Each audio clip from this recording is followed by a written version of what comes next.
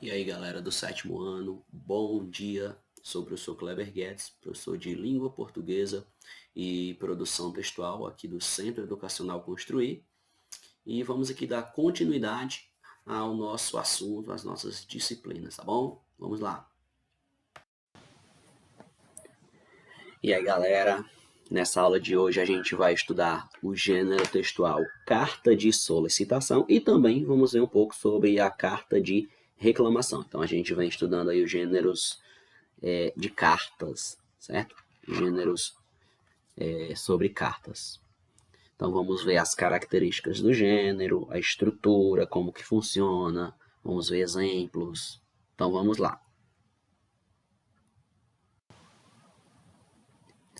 Primeiro, é importante lembrar que uma carta de solicitação, que uma carta de argumento, é uma carta argumentativa. E o que é uma carta argumentativa? Então vamos lá. A carta argumentativa é um gênero textual muito importante na sociedade contemporânea, ou seja, na sociedade atual. Isso porque é por meio dela que os cidadãos eles podem opinar sobre diversos assuntos, né? Enviando assim os seus apontamentos, para os destinatários diversos, ou seja, enviando assim a sua opinião, seu ponto de vista sobre diversos assuntos, podendo solicitar algo, reclamar algo, ok? Então, continuando.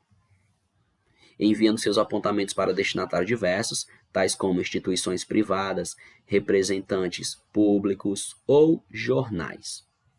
Então, a função básica da carta argumentativa é apresentar e também defender um ponto de vista do remetente, tá bom? Lembrando que remetente é quem escreve e destinatário é quem recebe. Uma carta argumentativa é você argumentando, dando o seu ponto de vista, convencendo o outro do que você está falando está certo, reclamando de algo, solicitando algo, tá bom? Chamando a atenção para algo que está acontecendo na sociedade, tá bom? E não é ali apenas a sua opinião, né? Como também se a sua opinião representasse um grupo de pessoas. A gente vai ver mais adiante.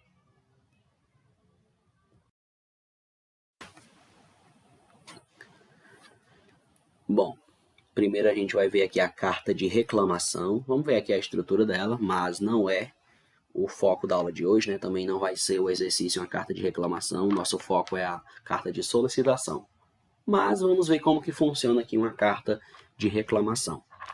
Primeiro nós temos a caracterização, onde você vai expor quem é você. No caso, você está representando um grupo, né, de pessoas, tipo nós, moradores, né? Aí você já está se identificando, né? No caso, você que eu digo, né, o coletivo, tá bom? Então é a caracterização, né? A exposição do problema que motivou a reclamação. Ó, no segundo parágrafo vem a motivação. No caso aqui, a culpabilidade do destinatário. Por exemplo, se a sua carta é destinada ao prefeito, né? Ele é o responsável, né, junto com a sua gestão, de poder fazer as melhorias para a cidade, né, para a sociedade. Então você vai dizer qual é o problema, né? Você vai expor as causas desse problema, né? O que está incomodando a população, tá bom?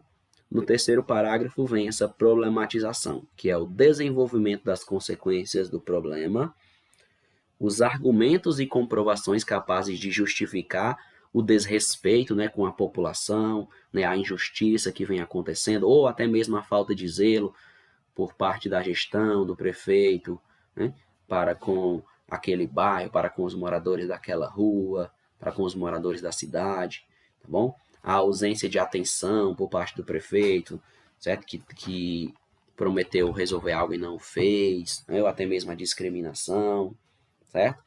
E no quarto parágrafo vem as intenções, que nada mais é do que a reafirmação da sua intenção, né, uma síntese do problema, um resumozinho daquele problema que vem acontecendo. Ó, a carta de reclamação, ela só reclama, tá bom? Ela não dá soluções aqui, certo? No final da carta, ela só reclama, ela só aponta, diz o que está acontecendo, certo? Que isso está prejudicando os moradores, tá bom? Em que isso está atrapalhando. É uma carta de reclamação, galera. O nome já é bem explicativo, né? A carta de reclamação.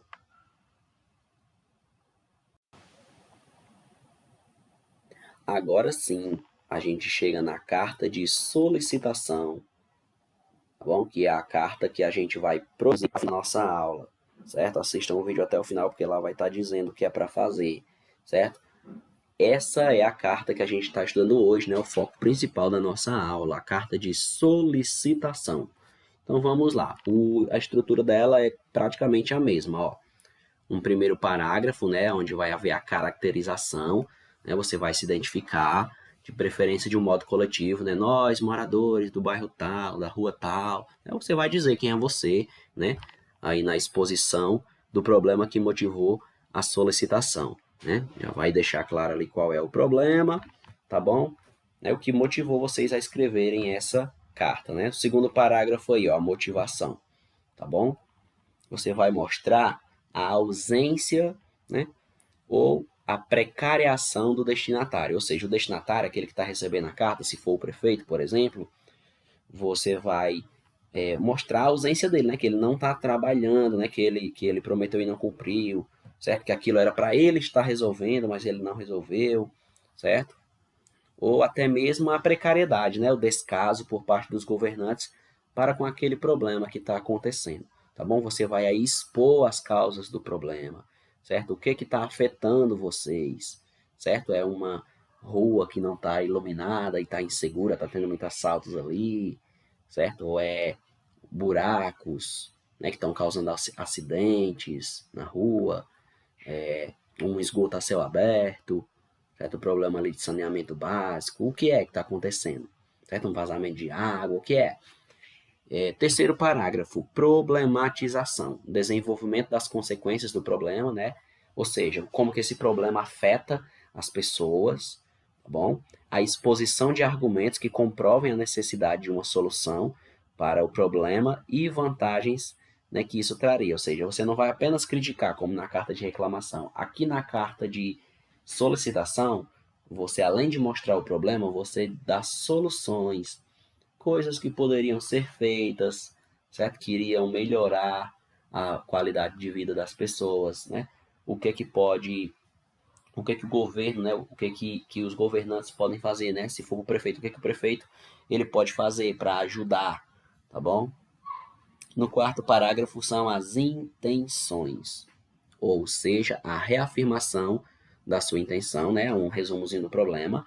Sugestões, né? Como eu já disse, medidas interventivas que podem ser feitas, tá bom? Que o destinatário, né? Que é quem recebe a carta, o que que ele pode promover, tá bom? Para a solução daquele problema, que benefícios isso traria para as pessoas, para os moradores, beleza?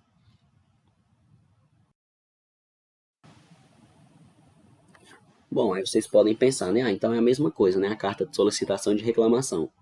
Mas não, galera, não é a mesma coisa. Existe uma diferença, tá bom, entre a carta de reclamação e entre a carta de solicitação.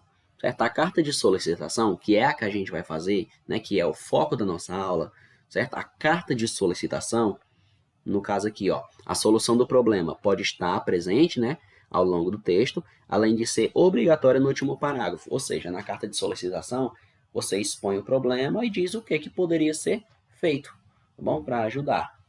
Já na carta de reclamação, não devem inserir possíveis soluções para o problema no último parágrafo, que você apenas está reclamando, né? Está dizendo que está incomodando, certo? Então, essa é uma diferença básica, tá bom? Que existe entre a carta de solicitação e a carta de reclamação. Então, agora a gente já sabe que não se trata da mesma coisa, beleza?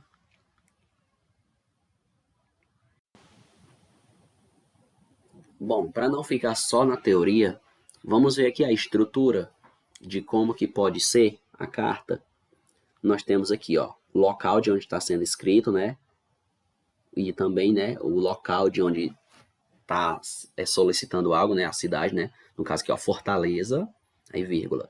2 de setembro de 2019, ó, o dia é em algarismo, né? Aí de setembro, né, que é o mês, escreve por extenso, aí de coloca o ano, né, em algarismo de novo. No caso aqui 2019, se você for escrever a sua, você coloca 2021.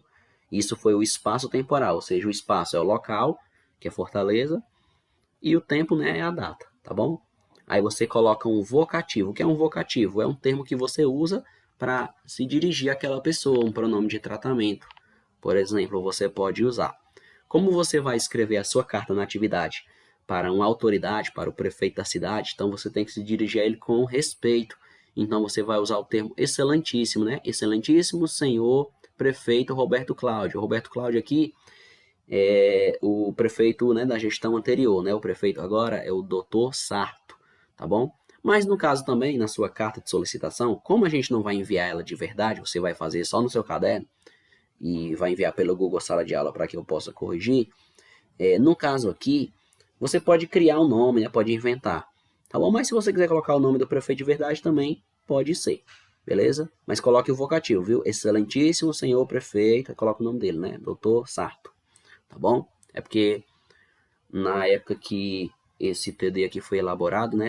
Esse slide foi elaborado, o prefeito ainda era o Roberto Cláudio, tá bom? Então vamos lá. No primeiro parágrafo, segundo, terceiro e quarto é o corpo do texto. Não pule linhas, tá bom? Ó, você colocou o local e a data, certo? Aí embaixo colocou o vocativo, aí na linha de baixo, né? Sempre deixando espaço do parágrafo, viu? Aí você já começa a escrever a sua carta. E de um parágrafo, do primeiro para o segundo, do segundo para o terceiro, do terceiro para o quarto parágrafo, não pule linhas, galera. Beleza? Não pode, tem muita gente fazendo isso. Aí no final você coloca, né? Cordialmente e coloca em uma despedida, certo?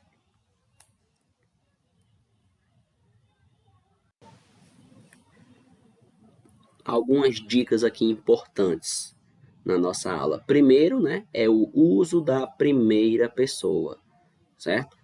Então, ó, pronome de tratamento adequado ao destinatário, certo? Se a proposta não indicar o local e data, use o local e data do dia da sua prova. No caso aqui, você vai colocar do dia que você for escrever a sua atividade, tá bom? Só é necessário assinar se a proposta indicar um pseudônimo. No caso aqui, galera, é porque essa carta, tipo, não é a opinião só de uma pessoa, né? É tipo como se a carta representasse os moradores, né? Representasse um grupo de pessoas, tá bom? Use na carta um tom afirmativo e imperativo, né? Tipo, nós exigimos, nós precisamos, certo? Que você faça, né? Que você tome uma atitude, entendeu? Evitar o uso de termos como eu acho, eu penso, eu acredito. Não é bom você fazer isso na carta, tá bom? Apesar de que a carta é na primeira pessoa, mas não use essas expressões. Por quê? Porque isso aí transmite uma imprecisão. Quando você diz eu acho, então você não tem certeza. E na carta que você vai escrever, você tem que passar segurança daquilo que você está falando. Não pule linhas, né? Já disse, não pule linhas. Tem muita gente pulando linha de um parágrafo para outro quando está escrevendo redação. Já disse para vocês, só pode pular linha se for um gênero como uma música ou uma poesia. Caso contrário, galera, não pule linha em redação, tá bom? Terminou ali o parágrafo, né? Fez ponto, vai lá para a linha de baixo, certo? Deixa o espaçozinho do parágrafo e continua. Beleza? Então não pule linhas, certo? E também a presença do interlocutor é constante no texto, né? Você está se referindo a ele, ao prefeito, a hora você cita o nome dele, ora você cita Vossa Excelência, está se referindo a ele, certo? Use verbos se referindo a ele, tá bom? Como se você estivesse dizendo para ele. Então o texto ele tem que ter coesão e coerência. O que é coesão? São palavras como ademais, outro sim, mas, porém, contudo, no entanto, entretanto. Ou seja, são conectivos que vão ajudar a ligar as ideias dos parágrafos, tá bom? E coerência é o seu texto fazer sentido, tá bom? É a pessoa ali que pegar para ler e entender a mensagem que foi transmitida. É o seu texto não estar confuso, ele está claro, coerente, coeso, certo? Ele está bem explicado, tá bom? Vamos aqui ver um exemplo, para não ficar só na teoria. Ó. O exemplo aqui, ó. Fortaleza, 1º de setembro de 2019. Aí, né? Aí foi o local e a data, né? Agora vem o vocativo, né? Ó. Ilustríssimo diretor do Departamento de Trânsito de Fortaleza, James. Nós, moradores da rua Jair dos Santos, há anos estamos sofrendo sérios problemas em relação ao trânsito local. Como é de seu conhecimento, a Avenida Olímpio de Souza é uma das mais movimentadas da nossa cidade. ela concentra um grande número de veículos, incluindo, além de automóveis, ônibus e caminhões, já que conduz o fluxo tanto ao centro da cidade quanto às rodovias que levam às cidades vizinhas. Tá vendo? Ele está dizendo aqui o problema que está acontecendo, né? Diante disso, mesmo havendo duas pistas em cada sentido na Avenida Olímpia, é comum alguns veículos, na altura do número 1500, tomarem nossa rua como atalho. Sendo assim, os motoristas, quando estão na altura do número 1500, conseguem avistar o semáforo e, se ele está fechado, não hesitam em tomar a Jair dos Santos, né, que é outra rua, né, como atalho e sair já no número 1900 da Avenida Olímpia. Então, ó, a pessoa aqui ela foi bem clara e objetiva, né, para citar o problema que está acontecendo. Isso também é importante na carta de solicitação, você explicar com detalhes, certo, problema que está incomodando, que está acontecendo, tá bom? Que está atrapalhando a vida da comunidade, das pessoas, da rua.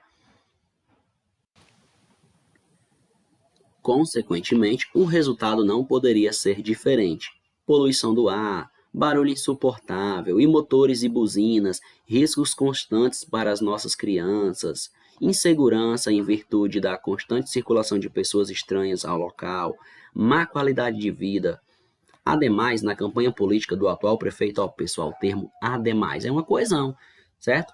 É um conectivo que ele usou aqui para ligar as ideias, viu? Ó, ademais, na campanha política do atual prefeito, que Vossa Senhoria naturalmente apoiou, uma das propostas defendidas era a preservação da qualidade de vida da cidade. Eis uma oportunidade de concretizar essa proposta, tomando-se uma destas medidas práticas que ora sugerimos: inverter a mão da rua Jair dos Santos, que atualmente vai do número 01 para o número 225, ou colocar 3 quebra-molas ou lombadas ao longo da rua supracitada. Portanto, acreditamos que a adoção de uma dessas soluções, que custariam pouco e poderiam ser efetivadas em no máximo 2 dias, resolverá o problema de uma vez e também conseguirá devolver-nos a tranquilidade que tínhamos no passado e a que temos direito ainda hoje. Estão vendo, galera? Ele aqui também deu uma solução do que poderia ser feito, viu? É uma característica da carta de solicitação que vocês não podem esquecer. Para Vossa Senhoria e para o departamento que dirige, será a oportunidade de se integrar às reais necessidades da população, cada vez mais conscientes de seus deveres e direitos. Aí você coloca, né, cordialmente, você pode colocar, né, moradores do bairro tal, moradores da rua tal, poderia ser, tá bom? Ou coloca o seu nome, né, e coloca, né, representando, né, as pessoas da rua, do bairro, também poderia ser, tá bom?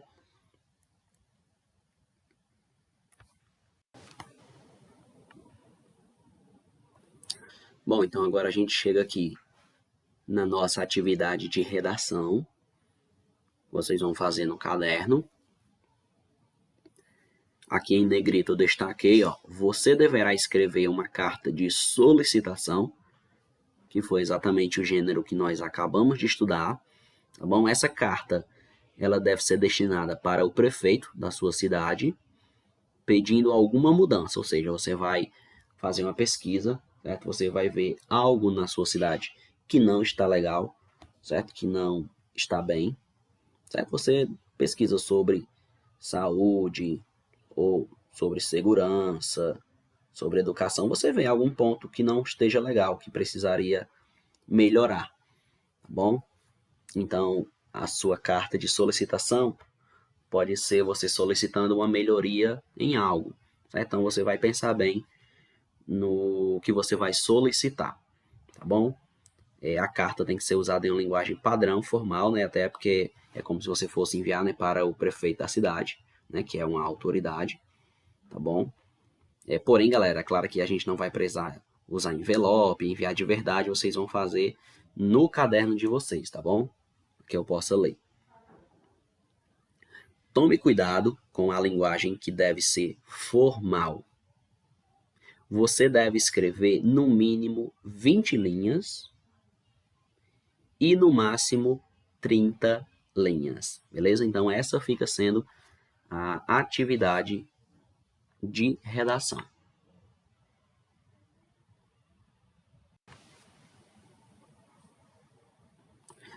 Bom, galera, então assim a gente vai chegando ao final da nossa aula. Você pode voltar de novo, certo? Para assistir, caso haja necessidade, caso alguma parte você não tenha entendido tão bem. Então é isso aí, agora vamos lá, mãos à obra. Tchau, tchau e até a próxima aula. Valeu, galera!